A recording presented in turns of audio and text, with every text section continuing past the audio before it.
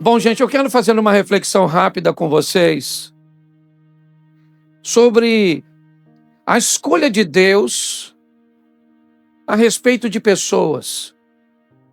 E Deus escolhe pessoas que certamente nós não teríamos coragem de escolher. Aliás, Deus escolhe pessoas cujas quais nós não gostaríamos nem de conviver com elas. O critério de Deus a escolher pessoas pode parecer esquisito demais, estranho demais para todos nós. Mas nós vamos olhar 4 textos e entendemos que cada pessoa carrega consigo um potencial. Mesmo que esse potencial não consiga ser visto. E muitas vezes, ao ser visto, ele não é apreciado por pessoas. Muitas vezes esse potencial, quando está em alguém, na verdade outras pessoas até acreditam que ele está no lugar errado. Mas Deus não comete erros. Ok? Nós temos e precisamos entender que quanto mais rápido descobrirmos esse potencial e colocarmos esse potencial em ação, vamos cumprir os critérios e a vontade de Deus. Então eu vou te mostrar 4 pessoas que provavelmente você jamais escolheria e não seria capaz de enxergar nelas o potencial que Deus viu. A primeira delas está em Marcos, capítulo 5, verso 2. Coloca para mim, por favor. Saindo ele do barco, lhe saiu logo ao seu encontro dos sepulcros um homem com espírito imundo. Feche os seus olhos. Senhor nosso Deus e Pai, em nome de Jesus, eis aqui a Tua palavra, desperta em nós o nosso chamado, a nossa missão, é o que nós te pedimos nesta noite. Toda distração caia por terra, em nome de Jesus. Você pode dizer amém? Bom, essa é uma história que já começa de forma estranha. No capítulo 4, no verso 35. Jesus vai convidar seus discípulos a ir ao outro lado do Mar da Galileia. Isso provavelmente não soa muito agradável aos seus discípulos. Por quê? Porque é a terra dos idólatras, é a terra dos gentios. É a terra das pessoas cujas quais não seguem os padrões morais das leis judaicas. Lá não tem o sacrifício, certo? A do cordeiro. Lá, porcos servem para serem comidos, enquanto os judeus nem criavam, quanto mais comê-los. Mas Jesus chama esses indivíduos, seus discípulos, para irem do outro lado. E o que ele quer fazer do outro lado? O texto diz, nesse texto, que assim que ele chega do outro lado, está aí, ó. Saindo ele do barco, lhe saiu logo ao seu encontro dos sepulcros um homem com espírito imundo. Provavelmente este homem seria negligenciado por mim, que sou pastor, por você, que é crente, certo? E provavelmente até pelos discípulos. Não há nenhum interesse nesse homem. Por quê? Segundo a Bíblia, ele andava nu. Então ninguém quer conviver com alguém, certo? Que sequer tem condições mentais, ok, cognitivas, para andar nu ou andar vestido, certo? Segundo, ele costuma atacar as pessoas cujas quais ele se aproxima. Terceiro, ele emite sons, uivando como um bicho por onde vai passando. Esse é um cara que provavelmente, se ele fosse escolhido, seria uma escolha dos bombeiros, ou de algum ativista, ou alguém bem inclinado a cuidar de pessoas para removê-lo das ruas, quer para colocá-lo num cárcere, quer para colocá-lo numa casa de tratamento, de repouso, certo? Numa clínica de recuperação. Essa é a verdade. Ele precisa de remédios, ele precisa de cuidado, ele precisa de roupas. Mas o texto diz que Jesus vai lá só por causa desse cara. E o que ele tem de especial ninguém sabe, só Jesus. Porque o que você tem de especial, às vezes seu cônjuge, seus pais, seus filhos, seus amigos, seu pastor, seu líder, certo? Seu patrão, talvez ele não consiga enxergar. Não há obrigação de ninguém, somente alguém muito maduro, somente alguém muito habilitado a viver nesta terra, procura talentos nos outros. Na maioria das vezes, o que nós queremos é que você descubra seu talento e mostre seu talento para mim. E aí, então, eu serei capaz de reconhecer o seu potencial e você, então, vai poder ganhar algum benefício. Mas Jesus não. Ele atravessa o mar, vai do outro lado, porque ele quer mudar aquela região. E para mudar aquela região, talvez fosse melhor pegar um de seus discípulos. Mas seria bem estranho para qualquer um de seus discípulos judeus viverem numa terra como Decápolis. Ter que lidar com todos os costumes, eles vão precisar se adaptar. Dificilmente eles teriam condições, certo? Para fazer isso com muita maestria. Então Jesus resolve ir do outro lado para captar um missionário. E quem é o indivíduo que vai fazer missões em Decápolis? Esse cara. Esse pelado, endemoniado, perigoso. Porém, ele carrega consigo algo bem interessante. Ele é extremamente conhecido. Ele é popular. Popular por coisas negativas, é verdade. Popular por adjetivos que muitos de nós não gostaríamos. O maluco, o pelado, o agressivo. Nenhum de nós gostaríamos de ter um adjetivo que ele tem. Mas Jesus não está preocupado com o que ele está fazendo. Está preocupado com o que ele pode fazer. Então mudar a vida deste homem é algo precioso para Jesus.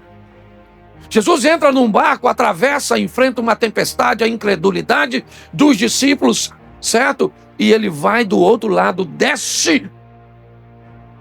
E como ele não tem muito tempo, porque tem muita coisa para fazer, o próprio endemoniado já corre na direção dele e diz: o que tenho eu contigo, filho do Altíssimo, para você vir me perturbar?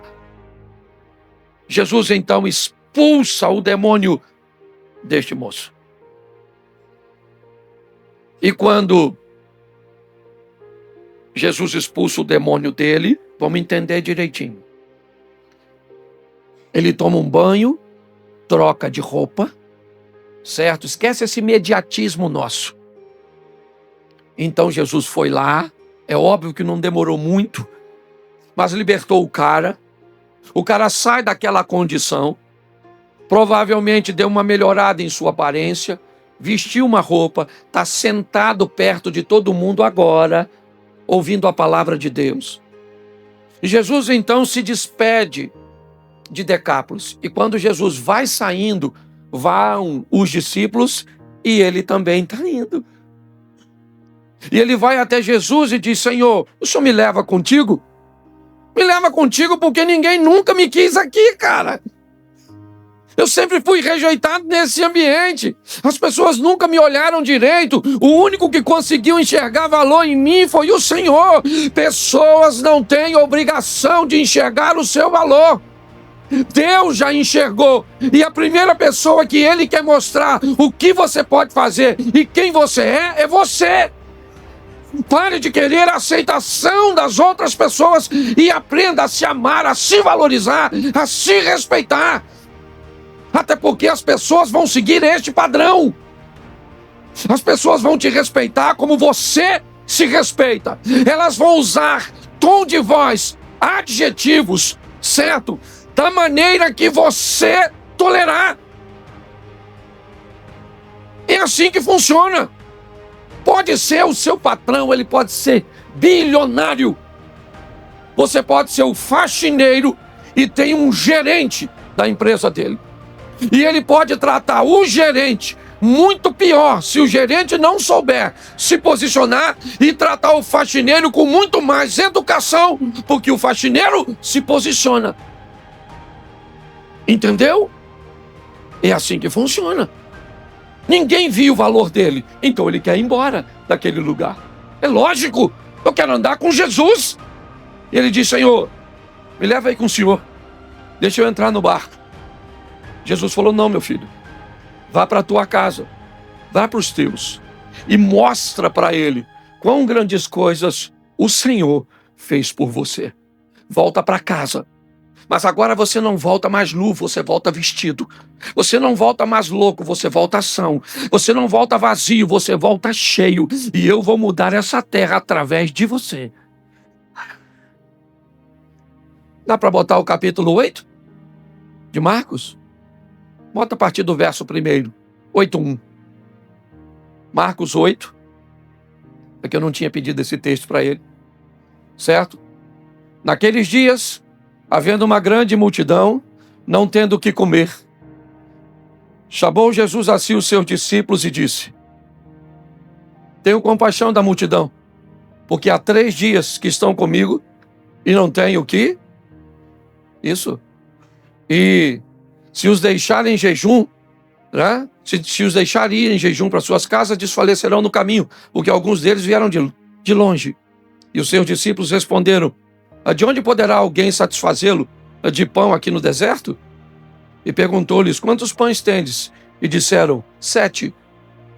E ordenou à multidão que se assentasse no chão, e tomando os pães, tendo dado graças, partiu, deu-lhes, certo? E deu aos seus discípulos para que pusessem diante deles, e puseram diante da multidão.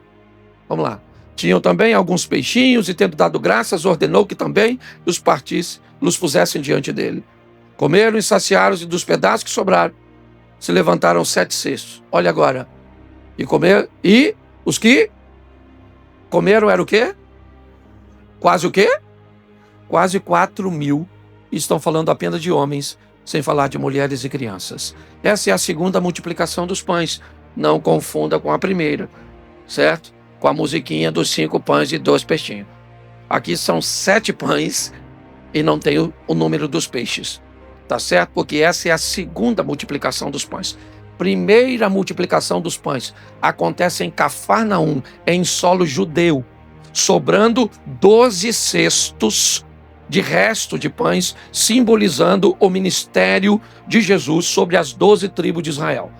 Segunda multiplicação dos pães é essa, de Marcos, onde o final do capítulo 7 narra o local que ela acontece. Jesus está caminhando, né, por termos de Tiro e de Sidom, entrando no território de Decápolis, por cima, pelo norte de Israel, certo? Em direção à Síria. E ali ele celebra a segunda multiplicação. Essa é a segunda multiplicação. Ela acontece, preste atenção, certo? No ambiente, certo? Que não é dos judeus, por isso sobram 7 cestos, simbolizando o ministério de Jesus às nações, às 7 nações pagãs. Pastor, o que o senhor está querendo dizer? O que eu estou querendo dizer é muito simples. É que 2 anos e meio depois da primeira visita, onde Jesus liberta o gadareno no capítulo 5, ele volta no capítulo 8 para fazer a segunda multiplicação dos pães. Segundo esse texto, depois de 2 anos e meio, tem mais de 4.000 pessoas para ouvir Jesus. E eu pergunto a você, quem foi o missionário que ficou ali pregando nesse período e mostrando um cara que ninguém dava nada para ele? Porque Deus pode fazer através de nós grandes coisas que jamais poderíamos imaginar. Ninguém imaginaria que um cara nu, endemoniado, fedorento, perigoso, seria o maior evangelista daquela região. Posso escutar um amém? Então você fala para quem está do seu lado, se Deus fez isso com ele, imagina o que pode fazer com você. Para estender isso de uma forma mais ampla, vamos trocar de gênero, que senão parece que homem é homem. Vamos para uma dona agora. João capítulo 4, verso 7. Veio uma mulher de Samaria tirar água e disse: Jesus, dá-me de beber. É a mesma situação. Jesus está indo da Judéia para Galiléia, passa por Samaria e essa dona está lá. Você vai encontrar com ele perto do poço. Ela não imagina, é uma dona bagunçada, com uma vida esquisita. Já casou 5 vezes, já está com outro homem que não é dela. Uma dona modernérrima. É essa dona. Certo? E ela mora em Samaria, a cidade dos samaritanos. Ok? E quem é que vai lá? Jesus. Eu posso te dizer com certeza, se Jesus não estivesse ali, os discípulos não passariam lá. Mas como Jesus está, ele fez pior. Ele ficou fora da cidade e mandou o discípulo entrar. Vai lá e compra comida, que eu vou ficar aqui. Perto de meio-dia vem a dona, coitadinha. Tira água. Cordinha. Certo? Cântarozinho. Chegou lá, Jesus falou: dona, beleza, senhora, me dá um pouco d'água. Ela falou: como o senhor ousa falar comigo que sou mulher samaritana? Ele falou: dona, se você me soubesse quem sou eu, você que me pediria. E eu te daria da água viva. Ela falou: o poço é fundo, o senhor não tem com o que tirar, a corda e o cântaro está na minha mão. Ele falou: dona, só não está entendendo nada. Quem beber desta água tornará a ter sede, porém daquele que beber da água que eu lhe der nunca mais terá sede, porque a água que eu lhe desse fará um manancial que salte para a vida eterna. Aí a dona gostou. Falou: onde, pois, o senhor tem dessa água aí, que a gente não precisa voltar para beber? Um hidratante que hidrata para a vida inteira. Ele falou: lourinha, vai embora. Então, na verdade, não está entendendo nada do que eu estou falando. Aquele que beber desta água tornará a ter sede, porém aquele que beber da água que eu lhe der nunca mais terá sede, porque a água que eu lhe der se fará um manancial que salte para a vida eterna. A mulher falou: estou entendendo nada. Ele disse: eu sei. Vamos fazer o seguinte, vai lá e chama o seu marido. Ela falou: marido? Bom, acho melhor a gente continuar falando da água. Porque se eu for falar de marido, é vergonha. Ele falou: bem verdade, de certo, você não tem marido, porque você já teve 5 e o que tu tens agora não é teu. Ela falou: veja que o senhor é profeta. Ele deve ter falado: é isso que eu estou tentando te mostrar desde o começo. Ela disse: mas os nossos pais adoravam nesses montes, vocês dizem que o local de adoração é em Jerusalém. Jesus disse: ora vem, que nem nesses montes, nem em Jerusalém adorareis o Pai. Certo? Porque o Pai busca verdadeiros adoradores que o adorem em espírito. Isso, nisso quem é que vem? Os discípulos, que foram no mercado fazer umas comprinhas. Eles foram na cidade comprar comida e estão voltando com a sacolinha de compra. E quando eles estão passando, quem é que passa correndo por eles? A mulher. Ele deve ter pensado: esquisito, hein? A dona correndo. Foi lá na cidade ela e falou para os homens que estavam na cidade: aí, rapaziada, estava lá no poço e achei um homem. Pensa os caras. Outra vítima. Ela falou: não, eu achei um homem diferente. Eu achei um homem que me disse tudo quanto eu tenho feito. Os caras devem ter pensado: finalmente alguém teve coragem de falar com a senhora. Ela falou: não sabe o que eu estou achando? Eu estou achando que ele é profeta, ele é o Messias, ele é o Cristo. E alguém deve ter pensado: ô dona, se enxerga. A última pessoa que o Messias ou o Cristo ia aparecer era para a senhora. Entendeu? Com o currículo da senhora, uma mulher bagunçada. Fulano já pegou, ciclano já pegou. Fulano. Certo? Porque o nosso critério é esse. Querido, deixa eu te falar uma coisa. Ele enxerga em você algo que ninguém consegue enxergar. Ele vê em você: pare de achar que alguém te fez algo, te causou e que isso é o suficiente para te paralisar. Não é. O Senhor sabe quem você é de fato. E está trabalhando o tempo inteiro, sabe para quê? Para curar, para transformar você e para levar você para mudar o seu mundo. A mulher foi lá na cidade e falou para os caras: vem ver, eu achei o Messias. Os caras falaram: vamos lá, não deve ser o Messias, mas deve ser alguém legal. Chegou lá, ela falou: é aquele lá, o chefe dos crentes. Jesus começa a conversar com eles, fica ali durante um período, eles se convertem. E sabe por quê?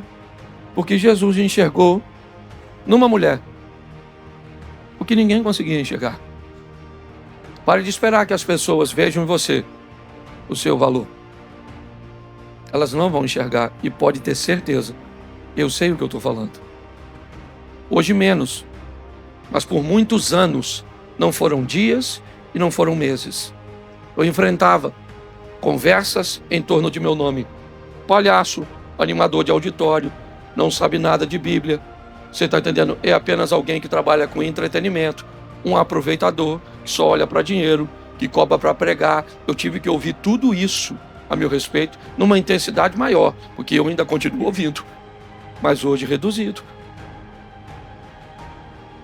Pastor, e o que o senhor faz com isso? Com isso eu faço o que meu tio me ensinou, quando eu era garoto, na Praça da Mantiqueira. E meu tio olhava e falava: meu filho, aprenda essa lição da vida. Enquanto os cães latem, a lua continua brilhando.